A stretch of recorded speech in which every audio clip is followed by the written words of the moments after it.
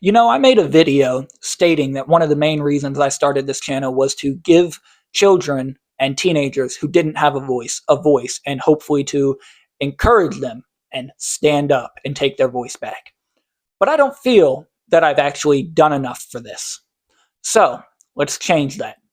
Today, we are talking about the zero tolerance policy in schools.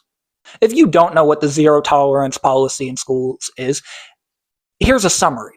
Essentially, it is harsh, strict punishments that are intended to target offenders who have gotten into fights, brought illegal weapons in or illegal drugs in, regardless of context.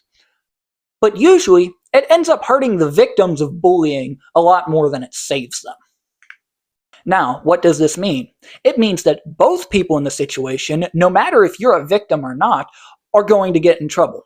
So say if you're getting bullied and you've asked the person to stop, you went to administration, but there's nothing really serious they can do, and then one day that bully puts his hands on you and you slam him into the ground, well, you're both going to get in trouble. Even though you defended yourself and you did the right thing, you are going to get in trouble.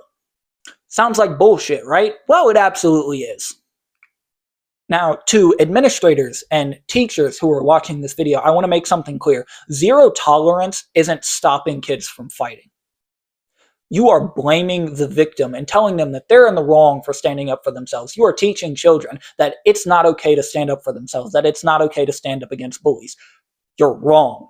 If you teach a child that they cannot defend themselves and they cannot stand up against bullies, there is going to come a day where they take their own fucking life because they feel like they can't do anything to make it stop. And guess what? In my experience, teachers and administrators usually aren't much help because they either A, don't care, or B, don't want to do anything because they don't want to damage the reputation of their fucking school.